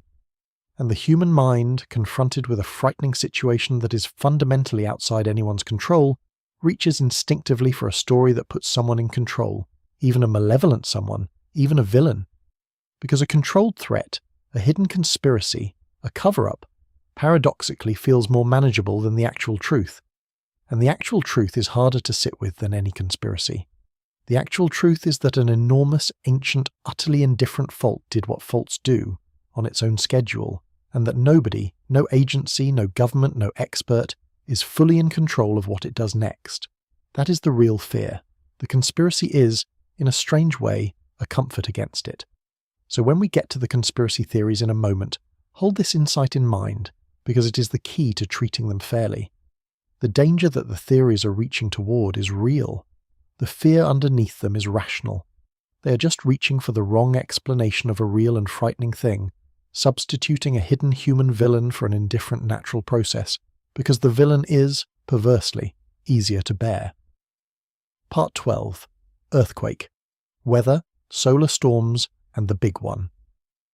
Now let us deal with the theories head-on, directly and respectfully, because after an earthquake like this they bloom everywhere, in every comment section and every feed, and the worst thing this channel could do is either ignore them or sneer at the people who find them compelling. The honest approach, the one that actually changes minds and serves the viewer, is to take each one seriously enough to genuinely examine it, to grant what is reasonable in it, and then to follow the evidence wherever it actually leads. The first theory you will hear is some version of the cover-up we just discussed, that the 8.2 was the real number, and 7.8 is the managed, sanitized lie. We have handled that one thoroughly. Automated estimates revise in both directions. The direction depends entirely on the incoming data, and you simply cannot conceal the true scale of an earthquake that was felt in the bodies of millions of people and recorded on instruments across an ocean. There is no secret to keep. So we move on to a theory that is more interesting because it connects to something that genuinely was happening at the same time. The second theory connects to the sky. On June 8th, the same day as the earthquake, there was a forecast for a strong geomagnetic storm, a G3 on the space weather scale, caused by a burst of charged particles thrown off by the sun a couple of days earlier and expected to slam into Earth's magnetic field that very day. And inevitably, almost immediately, some voices online connected the two events. A powerful solar storm and a powerful earthquake, on the same day, on the same planet. Surely the reasoning goes that cannot be a mere coincidence. Surely the storm must have triggered the quake, or at least the two must share some hidden common cause that the authorities are not acknowledging. It is an appealing idea, genuinely. It feels like exactly the kind of hidden connection that, once you see it, makes you feel like you have glimpsed a deeper truth that the official sources are too blinkered or too dishonest to admit. The desire to connect simultaneous dramatic events into a single pattern is one of the most powerful tendencies of the human mind. But the evidence does not support this connection, and the reasons why are worth understanding properly because they apply far beyond this one case. There is no established physical mechanism by which a geomagnetic storm could trigger an earthquake, and the energy scales involved are not just mismatched, they are mismatched by an almost absurd margin. A geomagnetic storm deposits its energy high in the upper atmosphere and in the planet's magnetic field, an environment hundreds of kilometers above the ground. An earthquake is driven by mechanical stresses built up over decades in solid rock kilometers below the surface. The faint electrical and magnetic effects that even a strong storm induces at ground level are many, many orders of magnitude too weak to unclamp a fault that is holding the accumulated strain of a magnitude 7.8 earthquake. It would be like suggesting that a candle flame held up to a mountainside could trigger an avalanche that 1,000 sticks of dynamite had been straining to release. The scales simply do not connect. And this is not just an argument from theory.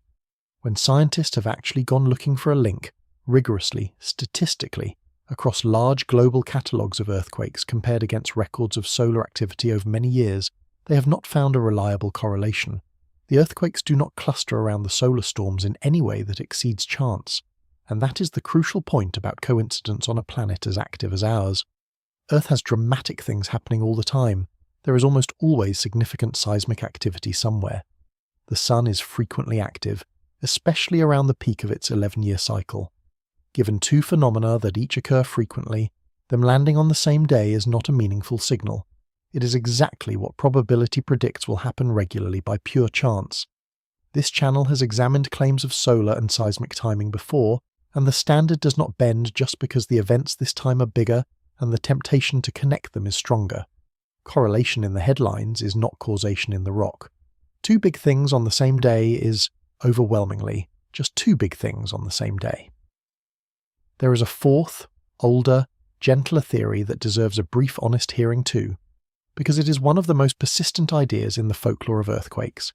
It is the notion of earthquake weather, the belief that certain atmospheric conditions, a particular stillness, a strange heat, an oppressive sky, precede or accompany earthquakes. It is an ancient idea, found across many cultures, and it persists because the human mind is so good at remembering the one time the weather felt strange before a quake and forgetting the thousands of times it did not. But there is no scientific basis for it. Earthquakes originate kilometers below the surface, driven by forces that have nothing to do with the thin envelope of air above. The weather on the surface is irrelevant to the stress on a fault. The same goes for the folklore around animals predicting earthquakes. Animals may sometimes react to the very first, fastest seismic waves a second or two before humans notice the stronger shaking, which can look like prediction, but is really just slightly faster perception.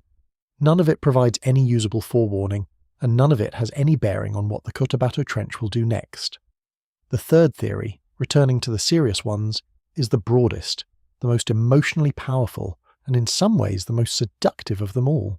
It is the idea that this earthquake is part of a pattern, that the Ring of Fire is waking up, that the string of notable earthquakes around the Pacific in recent times is building towards some great cascade, the big one that triggers all the others in a planetary chain reaction. And I understand completely, genuinely, why it feels that way, especially if you have been following the news closely and watching event after event around the Pacific Rim. There has been a genuinely active stretch. The pattern feels real because your mind is built to find patterns. But here is the disciplined truth, the one that requires holding your nerve against a powerful intuition. The Ring of Fire is always active. That is its defining nature. It is by definition the most seismically and volcanically active region on the entire planet, and it is active all the time, every day, every year, century after century. When you start watching it closely, the baseline level of activity that was always there suddenly looks like an alarming surge, simply because you are now paying attention to what was always happening. And large earthquakes genuinely do cluster in time and space by pure chance, far more often than our intuition expects because randomness is lumpy, not smooth. The human brain is a relentless pattern-finding machine, exquisitely tuned to see meaning, intention, and connection in what is often just statistical noise. We evolved to see the tiger in the grass, and that means we also see tigers that are not there. And most importantly of all, there is no validated mechanism by which one subduction zone can trigger another one thousands of kilometers away on human timescales. Remember the real, bounded version of stress transfer that we discussed. It operates on neighbors, on adjacent fault segments within physical reach of the stress change, over distances of tens or at most a few hundred kilometers. It does not leap across an entire ocean to set off a fault on the far side of the planet on cue. The faults of Chile and the faults of Japan and the faults of the Philippines are not wired together into a single global switchboard, where flipping one flips them all. They are separate systems, on separate clocks, responding to their own local accumulation of stress. And this brings us to the crucial distinction I promised you earlier, the one that separates honest science from doom. There is a real version of more is coming, and there is a fantasy version, and they could not be more different in their nature or their usefulness. The fantasy version is planetary, unbounded, and prophetic. The whole Ring of Fire is about to go. The cascade is beginning. It is global prophecy dressed up as pattern recognition, and it is supported by precisely nothing in the actual science. The real version, by contrast, is local, specific, bounded, and grounded entirely in evidence. It says this: this particular trench has an active aftershock sequence that will run for days to weeks. The largest aftershock could still conceivably be ahead, though the data suggests it probably is not. The immediate physically adjacent neighbours, the Philippine Trench, the Manila Trench, the Molucca Collision Zone, have been loaded with some additional stress and genuinely bear watching. And the demonstrated sealing on this specific fault, proven in 1976, is genuinely frightening. That is the more that is actually coming. And notice something important about it. The real version is far more useful than the prophecy, because it tells you exactly what to watch and exactly where to watch it, instead of just telling you to be vaguely afraid of everything everywhere. The science does not say relax, nothing more will happen, lie back down, and it does not say the apocalypse is upon us, the cascade has begun. It says, here is a bounded, real, elevated hazard in this specific place for this specific window of time, and here is exactly what would tell us if it is getting worse. And that honest middle path is so much more valuable than either comforting denial or cosmic doom, because you can actually act on it. Part 13. What the next few days actually hold. So let us pull all of these threads together and answer the question the title posed, as directly and as honestly as the science allows. The earthquake was bad. What are the seismologists watching now, and is what they are watching truly worse? The honest answer is layered, and every single layer matters, so let us take them in order of likelihood rather than in order of drama. Start with the most likely scenario, because intellectual honesty demands leading with what the evidence actually favours, rather than with whatever generates the most fear and the most clicks. By a wide margin, the most probable future for southern Mindanao is the ordinary one. The magnitude 7.8 was the main shock, the genuine main event. The aftershock sequence, energetic and deadly as it has been, is following the normal, well-documented patterns. Its largest aftershock, around magnitude 6.5 to 6.7, sits right where Barth's law says the largest aftershock of a 7.8 should sit, which is the statistical signature of a normal sequence that has found its expected ceiling, rather than an escalating one pushing past it. Its frequency is decaying in the direction Amori's law predicts, the rate dropping off as the days pass. In this scenario, the most likely scenario, the coming days bring progressively fewer and progressively smaller aftershocks. The ground gradually quiets.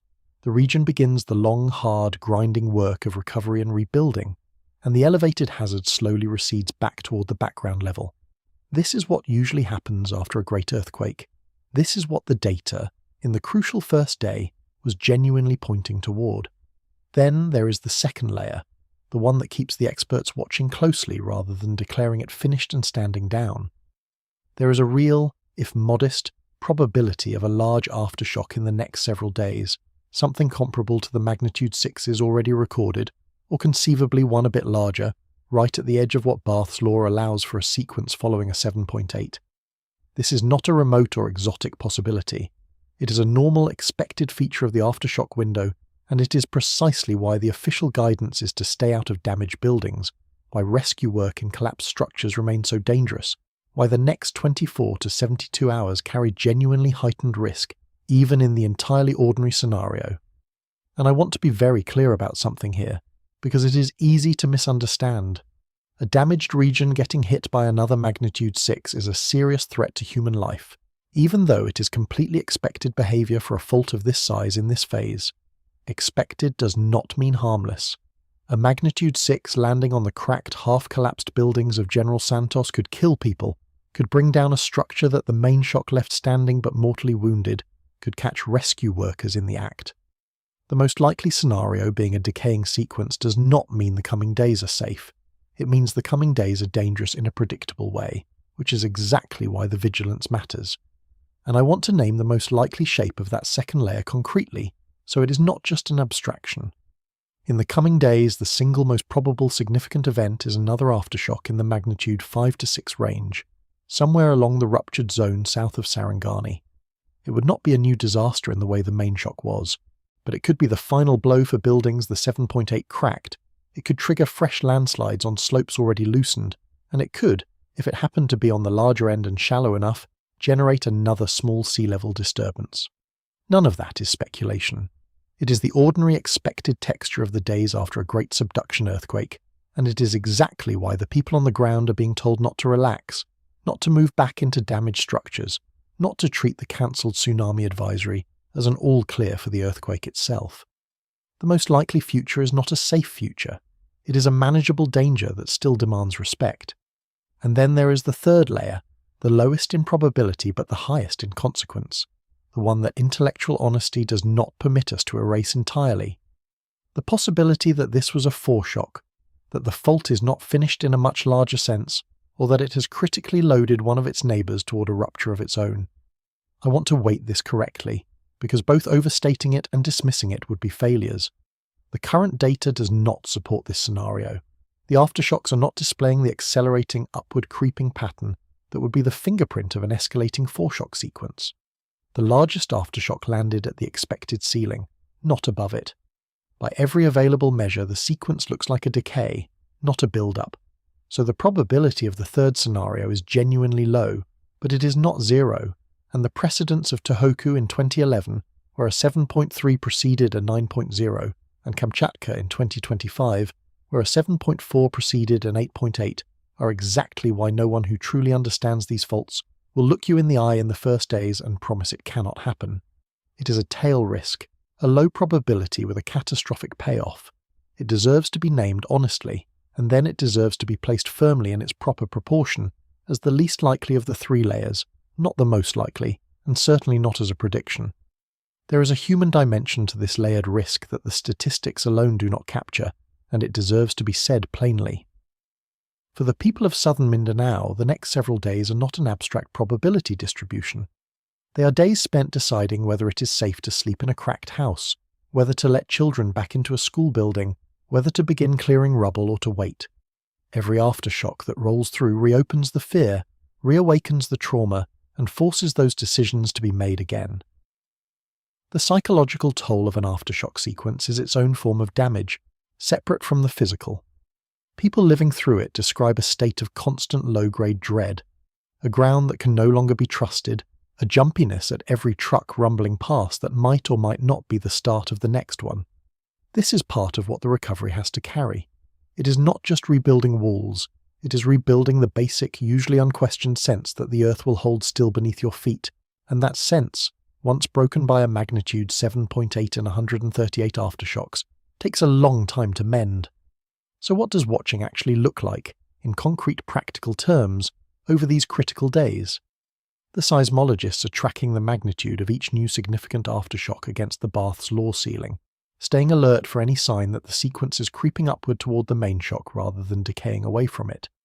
They are tracking the running rate of aftershocks against Omori's law, checking that the frequency is dropping along the expected curve the way a healthy, normal sequence should. They are running the Coulomb stress transfer models on the neighbours, watching the Philippine Trench and the Manila Trench and the Molucca zone for any unusual stirring that might indicate one of them has been pushed toward its own failure. They are working to get that offline seismic station back online and to restore the full resolution of the monitoring network, so they are not watching this critical window half blind. And on the ground, the practical guidance for the people of southern Mindanao flows directly and logically from all of this analysis. Treat every damaged building as unsafe until it has been formally inspected, no matter how tempting it is to go back in for belongings. Stay alert near the coast, because even in the recovery phase, a large aftershock could, in principle, generate its own small wave. Keep the emergency information channels open, and pay attention to official updates. The window of highest risk is measured in days, and it is during that window, not after it, that vigilance saves lives. The danger has not passed. It has entered its second, quieter but still deadly phase. Part 14. The fault does not read the headlines. Here is the thing I most want you to take away from tonight, the single idea that sits underneath this entire story and underneath most of the stories this channel exists to tell. The fault does not know that the news has moved on. The Cotabato Trench does not read the headlines that announced the tsunami threat had passed. It did not see the Guam advisory get cancelled around noon. It has no awareness whatsoever that the cameras have packed up and the world's attention has drifted to the next event, the next crisis, the next thing. It is just rock under stress, doing what rock under stress has done for hundreds of millions of years, slipping and settling and redistributing its forces on its own ancient timescale, utterly and completely indifferent to our news cycles, our attention spans, and our deep human desire for events to have clean endings. And that indifference, that total disconnect between the fault's clock and ours, is precisely the gap that this entire video has been about. The gap between the moment we decide a disaster is over and the moment it is actually over. Those two moments are governed by completely different clocks, and they almost never agree. Our clock runs on headlines and human attention, on the speed at which a story stops being new, on the arrival of the next thing to look at. It is a fast clock, and it is getting faster. The fault's clock runs on physics, on the slow decay of an aftershock sequence following Amori's law, on the redistribution of stress through kilometers of solid crust, on a window of days to weeks that does not care in the slightest whether anyone is still watching or whether the coverage has ended. And here is the danger that lives in the gap between those two clocks. It is dangerous precisely because it is in exactly that period, after we have collectively decided the event is finished but before the fault has actually settled, when the survivors are exhausted and the responders have begun to thin out and the global attention has moved on, that an already broken region is statistically most likely to be struck again hard. The most dangerous time and the least watch time overlap. That is the trap. There is a broader lesson in this that reaches beyond Mindanao, beyond earthquakes, beyond even natural disasters, and it is worth naming because it is part of why this channel tells these stories the way it does. We live in a world where the speed of information has utterly outrun the speed of events. A disaster can be reported, analysed and emotionally processed by a global audience in hours, while the disaster itself, the physical process on the ground, unfolds over days and weeks and sometimes years. The flood recedes long before the rivers truly settle, the fire is contained on the news long before the burned slopes stop sliding, and the earthquake is declared over, in the public mind, long before the fault stops moving. The gap between the speed of the story and the speed of the reality is one of the defining hazards of the modern age, and it shows up everywhere, not just in seismology. The discipline of staying with a danger after the attention has moved on, of trusting the slow clock of the physical world over the fast clock of the headlines, is one of the most valuable habits of mind a person can cultivate. It is, in a sense, the entire posture of this channel. Keep watching after the world looks away, because that is so often when the most important part happens. The people who keep watching when the rest of us have stopped. The seismologists reading the aftershocks against laws discovered through a century of patient observation. The agencies quietly running the stress transfer models on the neighbouring trenches. The warning centres keeping their eyes on the data long after the advisories have been cancelled. They are the bridge across that dangerous gap. They are watching on the fault's clock, not on ours. They have trained themselves to ignore the seductive feeling of closure that the headlines manufacture, and to keep their attention fixed on the rock until the rock itself says it is done. And the reason it matters so much that the rest of us understand what they are watching, the reason a video like this one exists, is that understanding is what closes the gap on the human side. A population that genuinely understands that the aftershock window is the dangerous part does not rush back into cracked buildings the moment the first wave recedes.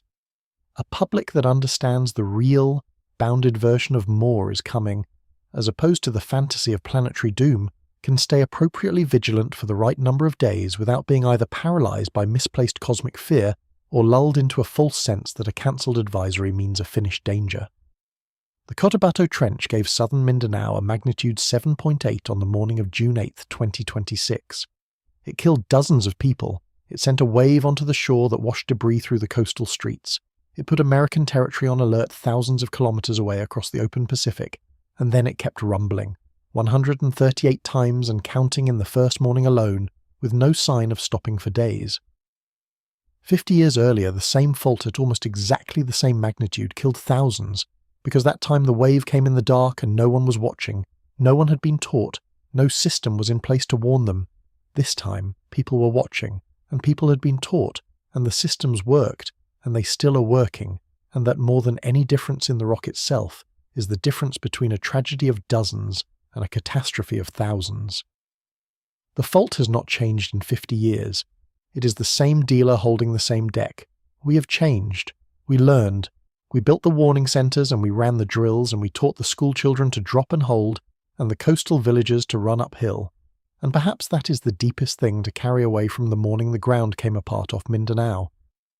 An earthquake is not really an event. We talk about it as if it were a single moment with a magnitude and a timestamp, a thing that happened. But to the fault, it is not a moment at all. It is a phase in a process that has been running for millions of years and will run for millions more, the slow, grinding closure of two plates, punctuated by these violent releases, each one followed by the long settling of the disturbed rock, each one loading the next. The 7.8 of June 8th is a single beat in a rhythm older than our species, and the aftershocks rolling through southern Mindanao in the days that follow are simply the tail of that one beat, fading toward the silence before the next. We experience it as a disaster, and for the people who lost their lives and their homes it absolutely is one. But the fault experiences nothing. It just moves, on its own clock, indifferent and patient and immense, and the most we can do is learn to read it, to watch it honestly, and to stay vigilant in the dangerous gap between when we think it is over and when it truly is. The question that hangs over the coming days is whether this trench is finished for now, which the weight of the evidence suggests it most likely is, or whether it has one more move left to make, which the evidence suggests it most likely does not, but which no honest scientist will rule out completely until the aftershocks have decayed away into silence and the window has truly, fully closed. Until then, the watching continues, quietly, far from the cameras, on the fault's own patient and indifferent clock. And now you know exactly what they are watching for, and exactly why the most important hours of a great earthquake are so often the ones that happen after the world has already looked away.